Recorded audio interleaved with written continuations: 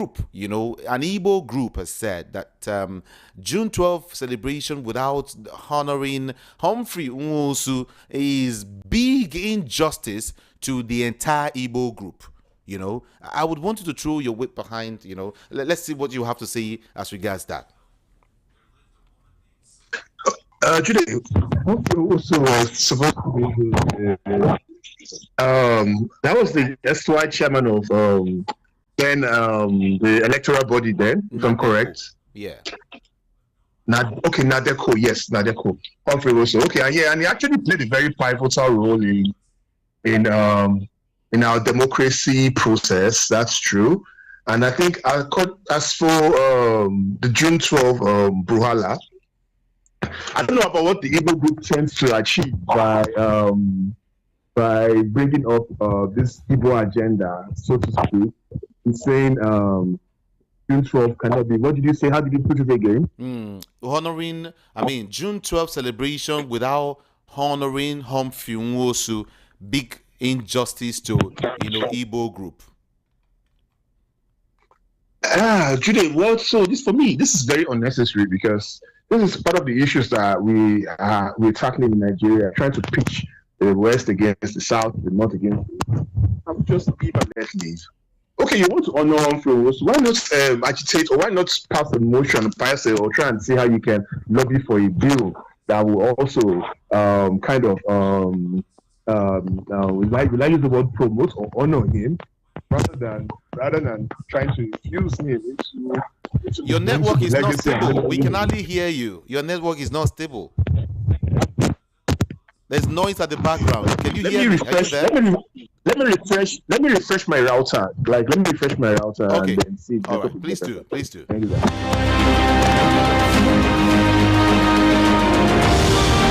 Voice of the People 90.3 FM. A former House of Representatives member, let me not go there yet. An Igbo group, Igbo Cultural Development Organization, NIDO, has said that it is injustice against the Igbo nation if the federal government continues to celebrate June 12 Democracy Day without honoring the former chairman of the defunct National Electoral Commission, NEC, late Professor Humphrey Nwosu. And then, the group in a statement in Umuahia said the history of June 12 would not have been possible without the historic actions of Professor Nwosu in 1993. The statement signed by Don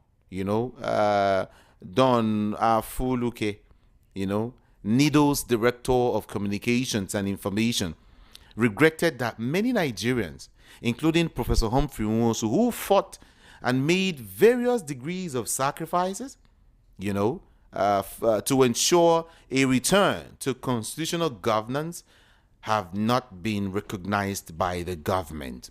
In quote, he said, "As Nigeria observes the day, it is an opportunity to reflect on the gains and pains of today's democratic governance, riding on the back of 7 successive national elections in 1999, 2000.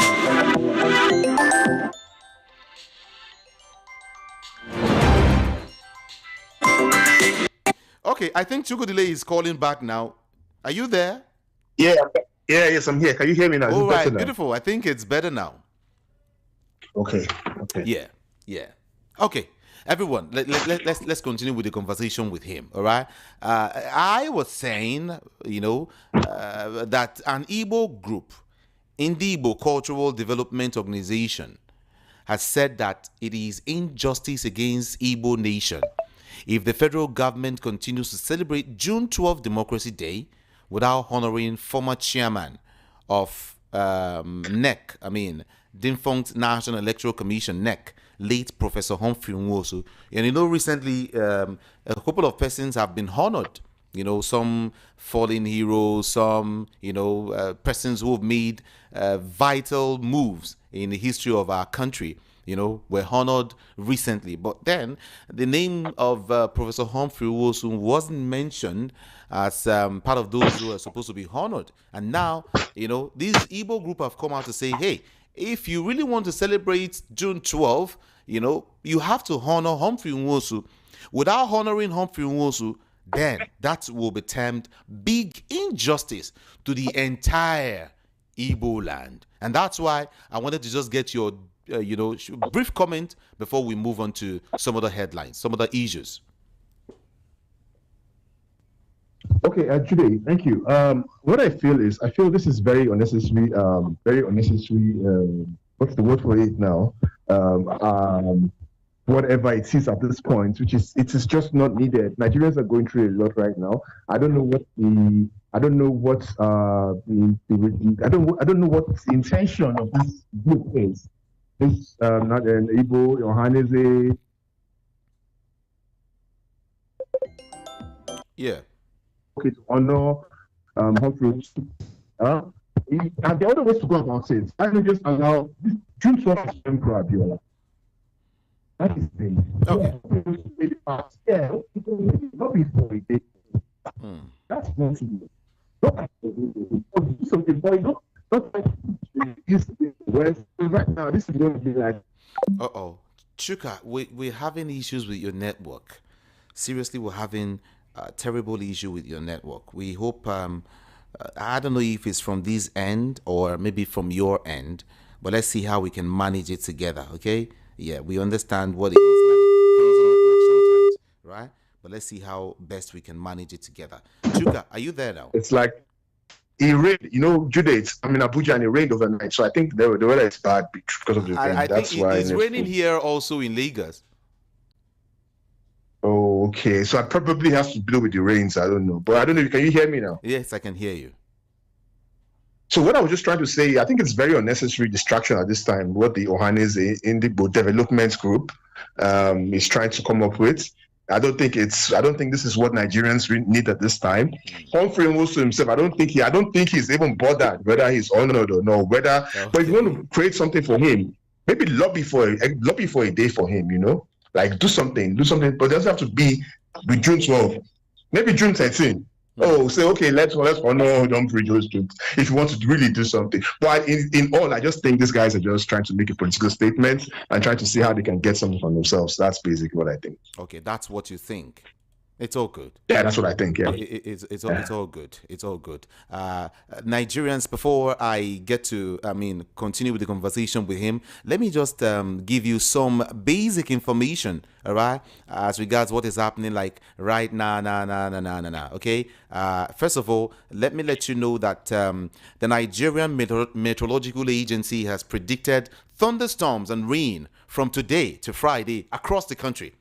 Okay, NIMET's weather outlook released just yesterday in Abuja envisaged early morning thunderstorm today over parts of Taraba, Kaduna, and Adamawa in the northern region. All right. It also anticipated thunderstorm with rain over parts of Kebbi, Taraba, Zamfara, Katsina, Kaduna, Kano, Sokoto, Gombe, and of course, Bauchi State later today. Now, according to it, early morning thunderstorms are expected over parts of Benue, Kwara, Niger, and of course the Federal Capital Territory and Nasarawa states in the northern region.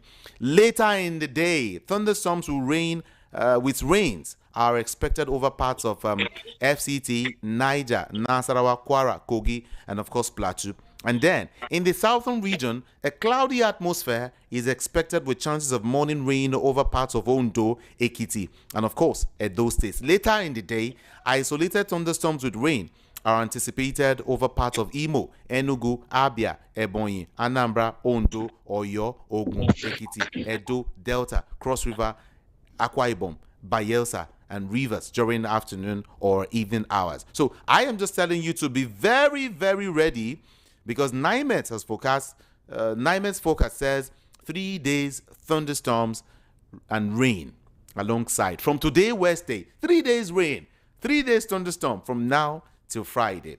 Okay, so I just want you to get ready. And then let me also let you know quickly that the Court of Appeal, Abuja Division, has struck out 2 motions filed by President of the Senate, Godswill Akpabio, and awarded cost of 100 million or 100,000 naira against him, against Akpabio.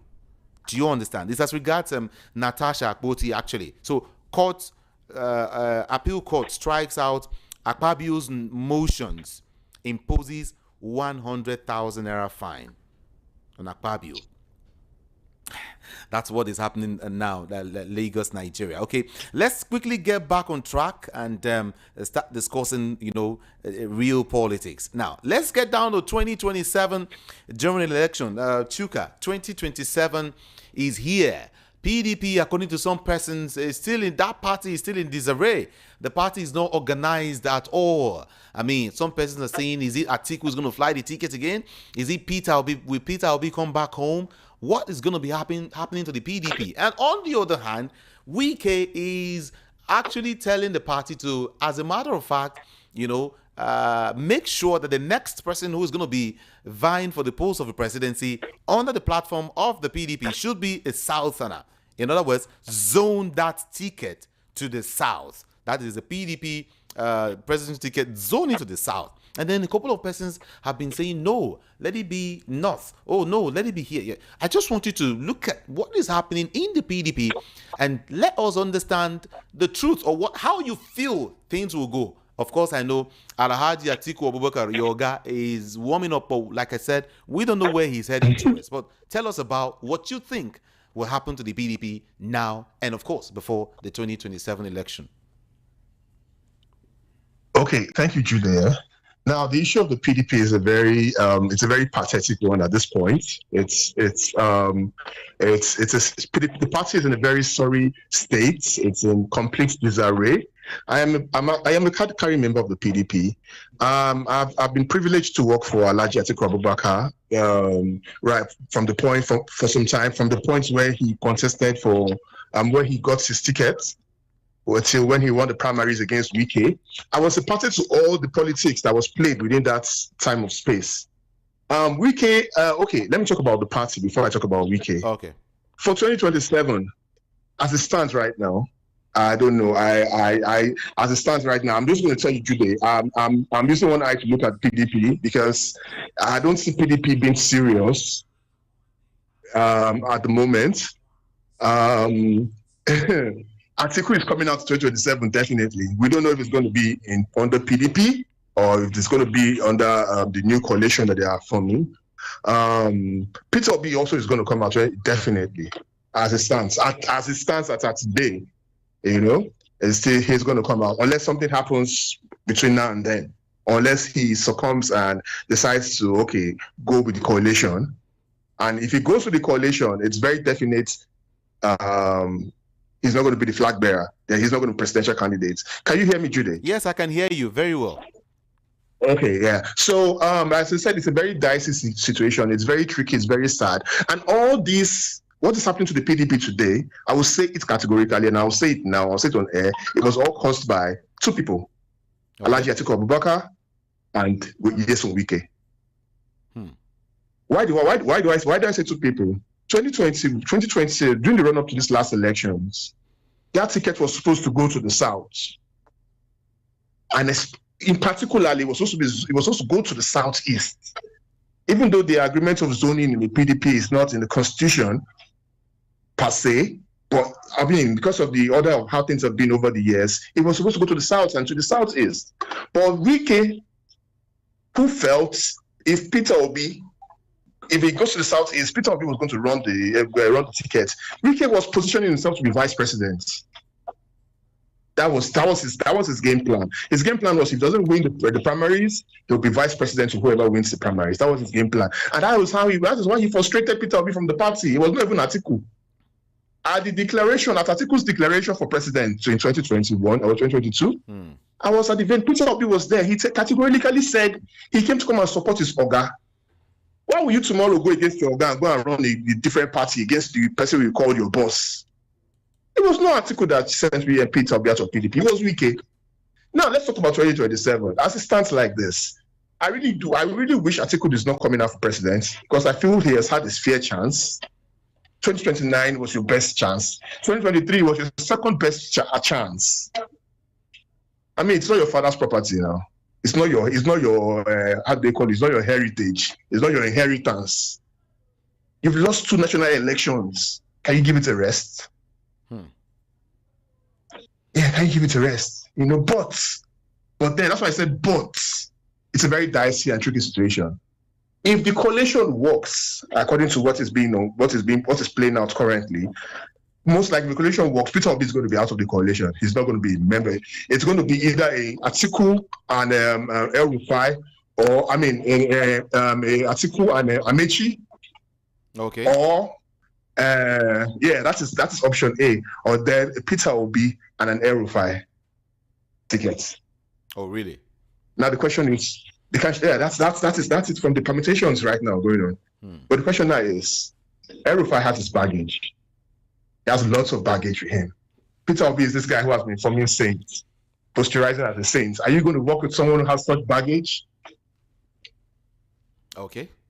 There's a whole lot at play right now, Jude. There's a whole lot. But for the party PDP, it's really pathetic the state in which they are in right now. And I'm sorry to say, I don't recognize my party any longer. You don't recognize your party any longer? Why? Because this is not the PDP everybody knew. PDP used to be a strong and formidable party. I have a feeling, my own theory is this: PDP was not prepared for life after power.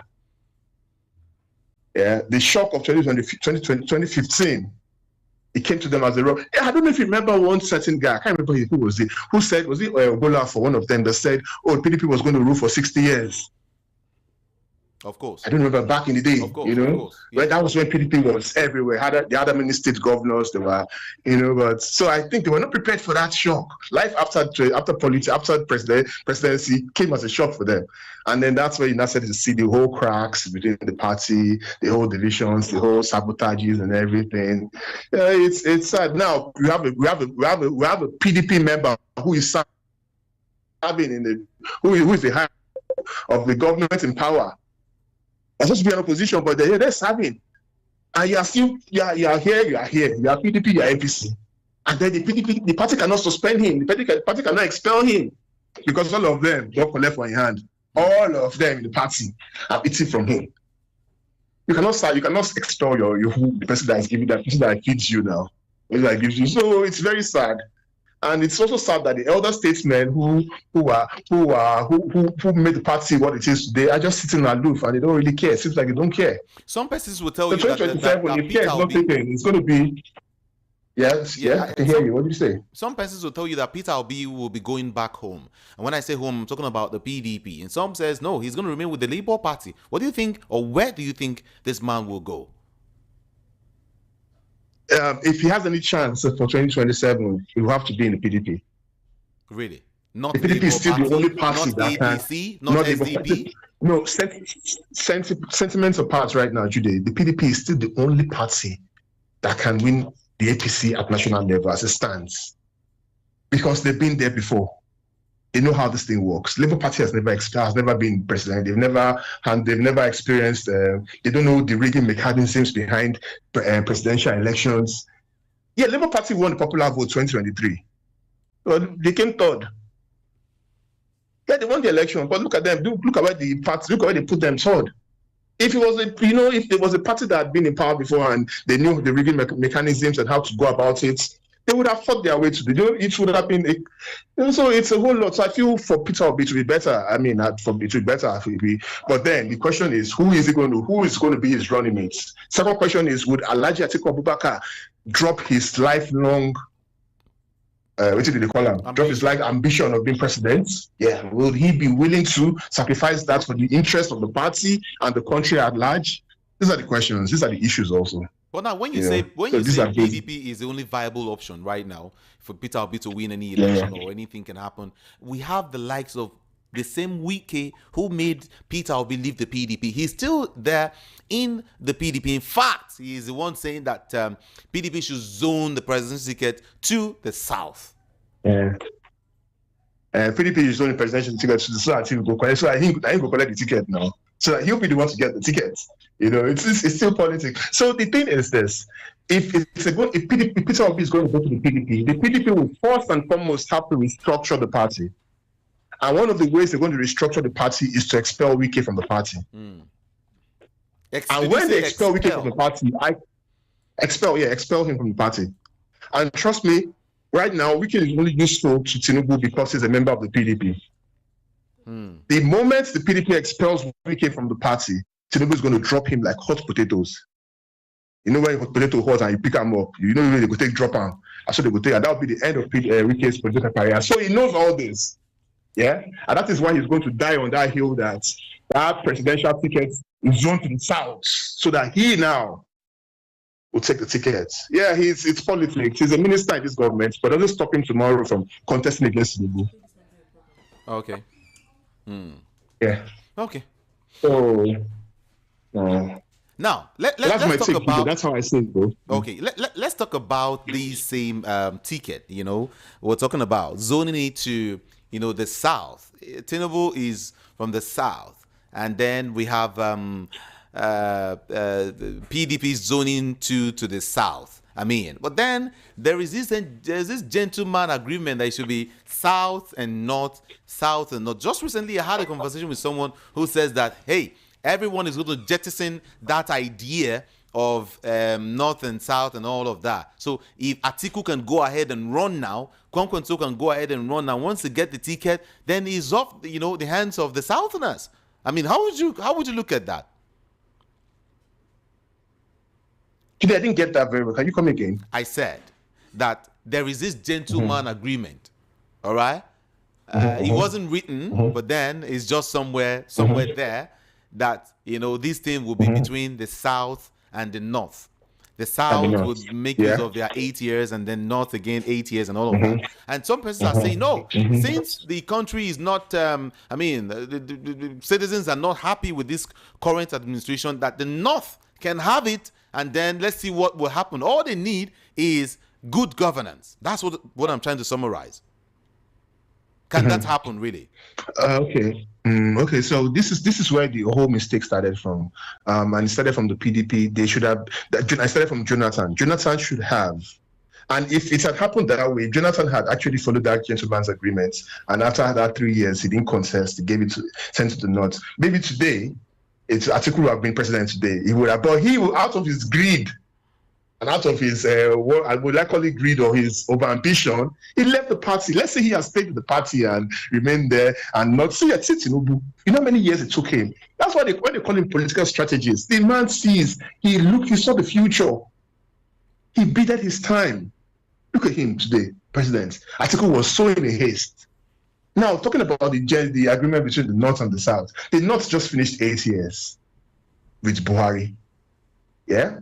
2022, I remember when Atiku came to come and drop, when he went to pick up his form, or was it when he went to go and return the form at Wadata Plaza at the PDP headquarters, he made a statement, and that was the day I actually knew that, no, this man is not who I think he is. I was like, even me, that I'm still a baby politician. I understand this more than you. He said something that day, and he was like, oh, he's asking for the right of first refusal, that he has 12 million votes from 2019. In my mind, I'm like, 2019 and 2023, is it the same thing? How can you be telling us that? I was sitting in the hall, I was looking at him, I was gobsmacked. I was like, my God. You are talking about, meanwhile, a lot of trajectory, things are past you, and I'm like, no, this man is not, but then he was my boss, I was still working for him, so, but in my mind, I'm like, no, this is, so when he lost the election, before even the election, I already knew they were going to lose. Today, I was not in the country during the election, but I followed, during the whole campaign and election, but I followed everything. I knew we were not going to win. I already knew we were not going to win. So now, talking about the zoning of the party between the North and the South, this is how I feel it should be. A ticket to go to the South. Tinubu is from the South, yeah? He has the South base for him. It is the best way the PDP or any party that is going to fight, that is going to contest the election can win, is to zone the ticket to the South. And that South, zoning the ticket to the South, you're going to break his votes. Just imagine you zone the ticket to the South and you give the Peter Obi and Seyi Makinde a ticket. Just imagine that two on the tickets. Peter Obi for president, Seyi Makinde. Seyi Makinde already takes all the Yoruba votes. Peter Obi takes all the votes from the South. The North don't like Tinubu. They're angry with him right now. So the other two people, the Tinubu and whatever and Obi tickets, they will go to the North and go and fight for the votes. In most cases, they will split the vote in the North. And so imagine that you share the votes in the north, and then you share the votes in the south, and then you pack all the votes in the southeast and south. That's a landslide win for the Peter Obi and Seyi Makinde kind of tickets. But is it possible? Yes, but These are permutations. Is it possible to have a Seyi Makinde and Obi? I'm posturizing. I'm just talking. It's all in hypothesis. Yeah. Okay. I'm just giving you the viable options right now that we have in the political landscape. But I see a Wike ticket. Wike, by the time PDP gets itself, that is if they ever decide to get themselves together and come to their senses. So you're saying, what you're saying is that Wike at that point in time will be ready to dump the APC all of a sudden because he wants to run. He's ready to dump Asiwaju Bola Ahmed Tinubu. Jude, Wike is the most unstable human being you will ever come across. He says one thing today, he says another thing tomorrow. There's a compilation of all the things he said he was never going to do, and he turned around to do exactly the opposite of everything he said he was going to do. Wike is somebody that you should never trust with anything. Tinubu using him today is using him for a reason, because he knows Wike is there to destabilize the PDP. The moment Wike is kicked out of the PDP, Tinubu is going to dump him because he knows he's of no longer any value to him. So Wike now would rather die by getting that ticket, so that at least, he can. So that is the whole permutation for Wike's side. Zone the ticket to the north, to the south, so that I can get the ticket, then I'll come and run for president.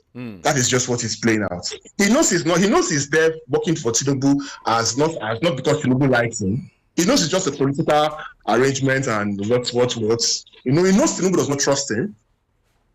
But Tinubu has to keep, like they say, keep your enemy close. Okay. Keep your enemy close so that you know it ahead. So by the time he's done with him, he's going to dump him out. So Wike knows he's going to be dumped. So he's going to rather want to take the ticket from the PDP. And that is why he didn't leave the PDP. Shouldn't he have left the PDP to go join the APC and become a card-carry member of the APC? No, he stayed in the PDP because he knew that, I'm still going to come back to this party at some point. APC is not my home. I'm just there as an illegal. When they are done with me, my mother base, which is the PDP. Okay. So, just like a former House of Representative member, Tajuddin Yusuf has issued a stand warning to the PDP to zone its 2027 presidential ticket to the southern region or risk ruin, He was saying that no single politician can win an election without collective goodwill. He says, zone to the south and see what will happen. But if we continue this trajectory and continue to progress in error, we are postponing the doomsday. That's what he said. And I think you concur with him. Yeah, sure, absolutely. Absolutely. That's just a fact. That's just the plain facts. The south has been marginalized a lot. It has really, and I think the only way for fairness right now is for the tickets of the opposition party to go to the south. Okay. They go to the south. They should all go slug it out. I'm not in favor of anybody. I'm not a fan of Peter Obi. I'm not a fan of anybody. They should all go slug it out. Whoever wins the ticket, fine. But let it go to the south and let it be the most. But realistically, the most viable politician from the southeast or from the south as a whole right now is Peter Obi. Coming closely behind him is Amechi. These are the only two viable options right now from the south. Who that they can pull weight across the country. They can pull their weights. They can pull numbers. Those are the only two viable options. Wike is a no-no. Wike is a no-no, according to you. But let's talk. Let's also touch on this defection thing happening in Nigeria. Sincerely, do you think Nigeria can in any way become a one-party state? Especially before 2027 election. That's a Tinubu's plan, but it's not going to work. Nigeria is too polarized to have a one-party state. That we are too tribalized. We're not a country with one voice. Try a one-party state. You're going to have the Hausas fighting. You're going to have the Igbos fighting. You're going to have the Yorubas fighting each other. Having a one-party state, it could work on paper, but trust me, realistically, to the grassroots, it's not going to be possible. It's not going to be possible. It's not. A lot of persons are dumping the PDP, for the APC. I recall Atiku's ally, very close ally, Segun Showumi, You know, he was a former spokesman to Atiku Abubakar. You know, he is coming out now to support Tinubu. He disclosed that he would defect from the PDP to the APC before supporting President Tinubu. That was what he said. And then, number one, I want to talk about Atiku's man management. What'd you say? Yeah. I said, first off, I want to talk about Atiku's poor man management. All right. Almost all the top dogs for him have left him at some point. From Daniel Bala to Reno Mokri to Segun Showumi, people that spoke on your behalf. It shows that you have your lack of man. There's this word I'm looking for. It's the man management it's very poor. It's very poor because you cannot stop. Okay, look at it. All the time Tinubu has been in power, not even been in power, been around the corridors of power. You've never had one person from Tinubu's close camp leave him and come to the PDP or go to another party and go and but it's always Atiku. It's always Atiku. It's always Atiku. It tells you something. It tells you that he has poor man management, lack of poor management skills. And that is somebody who wants to become president of Nigeria tomorrow. Is it I'm about sorry Atiku? I'm saying this, though. I work for him. Is it about Atiku or the opposition or Tinubu himself? Finding a way to get Atiku's men to support him. Don't you think so? Because the person will go leave you. It's not about how close you are to the person or how close the person is to you.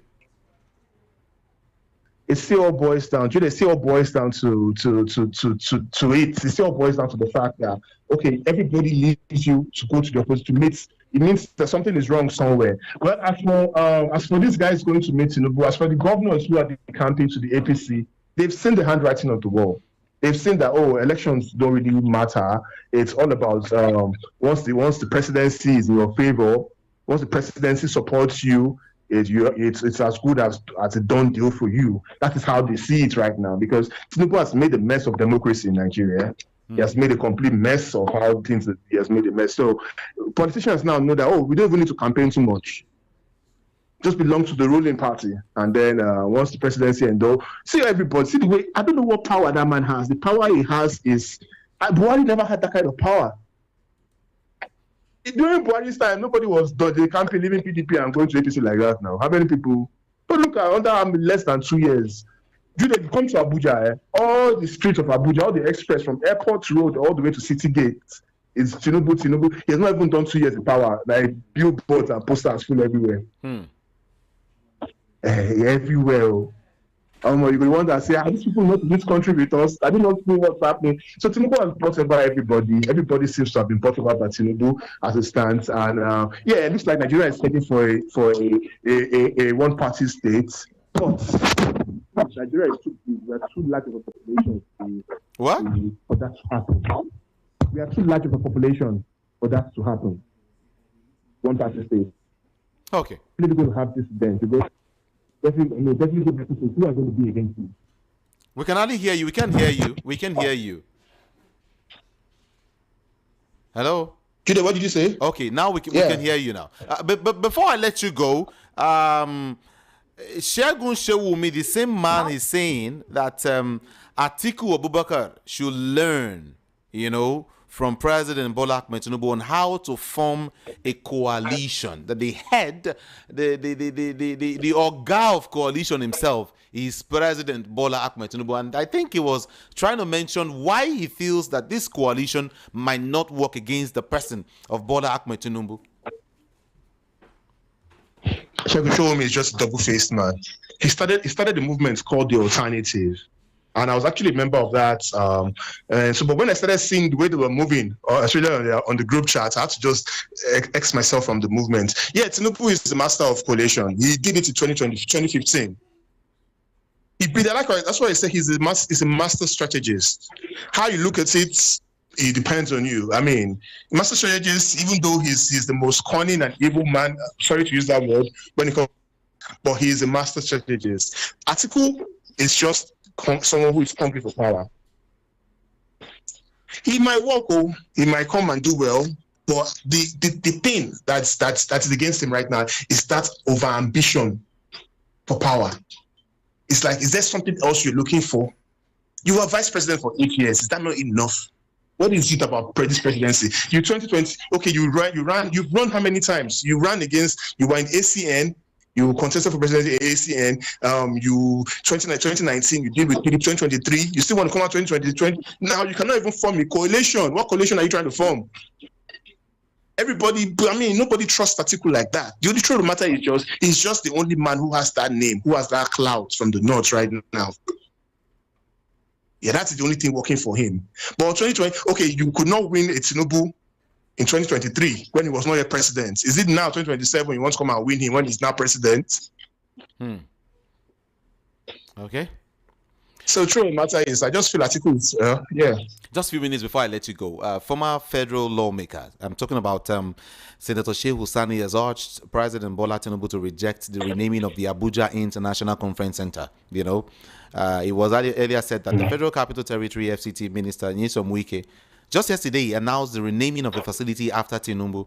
According to Wike, the facility has been renamed Bola Ahmed Tinubu International Conference Center. Just like you mentioned that when you get to the streets of Abuja, in 2 years, you see, flags and everything, all about inscriptions, Tinubu, Tinubu, Tinubu everywhere. But now, the minister who spoke during the inauguration also disclosed that other halls in the facility were renamed after Vice President Katim Shetima, Senate President Godswill Akpabio, House of Representatives Speaker Tajuddin Abbas, and Chief Justice of Nigeria, Kekere Ekun.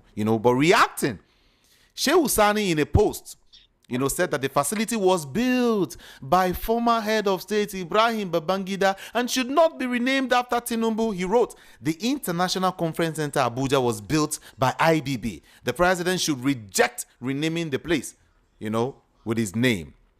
Would you want to say something as regards that before I let you go? Well, if it's Tinubu, we know he's ready to institutionalize all arms of government. He's ready to institutionalize everything and name it after himself. He's not somebody who cares about all these ones that Shehu Sani is talking about now. Is optics. It's just optics for papers and everything. They've named after Tinubu. They've named after Tinubu. Nothing is going to happen again. Tinubu. They will name. Don't be surprised if you wake up tomorrow and hear that they've named the national airports. They've changed it after Bola Ahmed Tinubu. Nothing will happen. People will just shout that nothing will happen. Look at the man that came to power. The next day he came to power, you changed the national anthem. A whole national anthem that everybody, you now change it. Jude, this country and our cruise, if you don't understand the whole system, just know that you just sit down and watch. And the truth of the matter is, as it stands now, everybody should just try and look out for themselves and forget the whole drama. If you don't get it right 2027, Jude, most likely, what's going to happen is, if you don't get it right 2027 and Tinubu wins in 2027, there's going to be a lot of dramatic changes to our system of government in Nigeria. Tinubu is going to work against the nuts. I won't be surprised if tomorrow he wakes up and then he disposes the Sultan of Sokoto and puts somebody who is loyal to him. I'll be surprised if tomorrow, if he wins 2027, I'll be surprised if when he wins 2027, he changes the system of government to a parliamentary system of government. Okay. With a prime minister, and a ceremonial president. And guess who will be the prime minister? Who? Your guess is as good as mine now. I am not guessing at all. You have to tell us what your guesses are. Of course. The person who finished his 8 years, turns the country to a parliamentary system of government. There's nothing you're going to do about it. Nigerians will come out on the street and protest. After 2 weeks, they'll go back to their house. Soldiers will come out and shoot everybody will run. And life will continue as usual.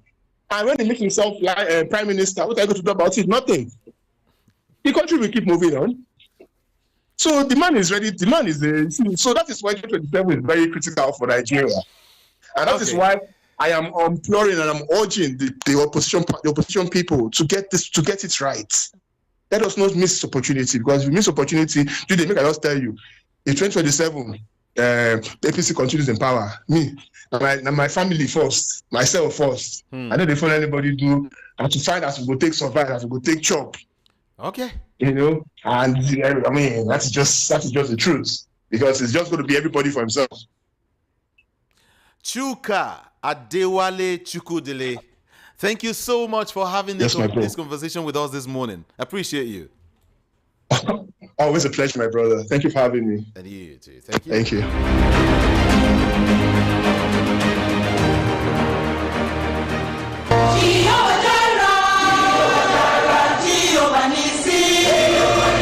Mountain of Fire and Miracle Ministry present the special all-night service themed the Yoke Breaking Night, a night of deep divine intervention. Come take your enemies to the court of the Lord for judgment. The General Overseer, Mountain of Fire and Miracle Ministry Worldwide, Dr. D.K. Olukoya, will be ministering at the Yoke Breaking service on the 13th of June 2025. Mini concert starts 8 p.m. The Yoke Breaking service begins at 10 p.m. Come with a bottle of oil for your prophetic impartation. Venue, the main auditorium of the Prayer City, Kilometer 12, Lagos Ibadan Expressway, Nigeria. It is time to be awake, for something will break. Don't miss it. Jesus is Lord.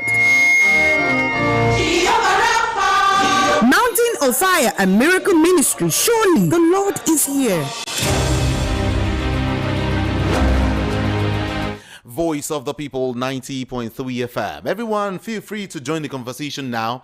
Let's see how many calls we can take before we wrap things up, or how many messages we can read before we go. 0700 903 903 903. That's the number to call. 0700 903 903 903. WhatsApp 081 717 56338. Mind what you say on the national radio.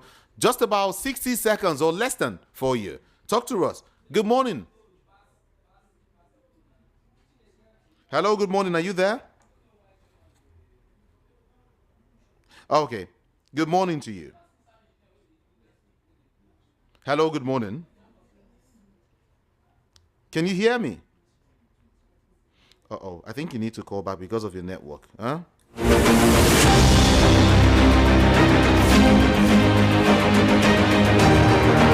VOP 90.3 FM. Hello, good morning to you. What's your name and where you calling from?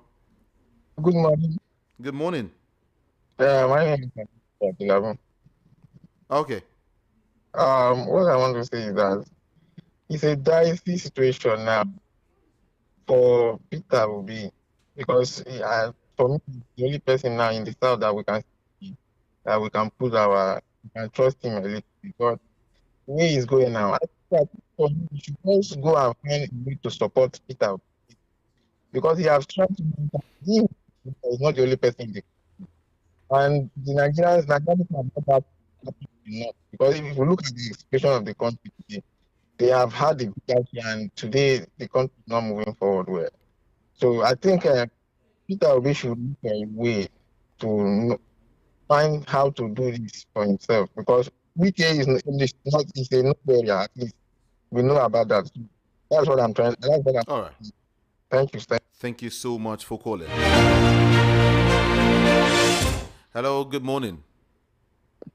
Yeah, good morning, Kamejude. This is Paul from Egbeda. All right.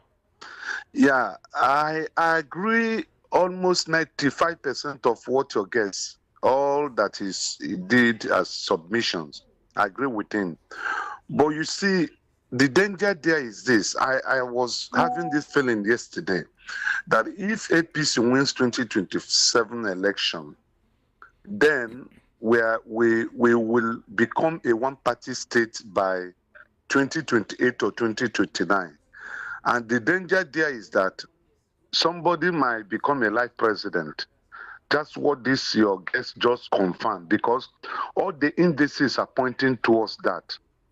And it's not healthy for an African giant like Nigeria, a country that the black world are looking onto, for emancipation of the black race. It is very dangerous. I pray and I hope that someone will meet, or some group of people will meet Atiku, and please beg him to become a father and support Peter Obi, or beg Peter Obi, or maybe for him to relinquish this thing and support Atiku, because these two people are the only people that can overturn the table 2027, because there is danger, my brother. All are not well. Country is gone. No money, no work. Nothing is working. Thank you. Thank you so much for calling. Thank you.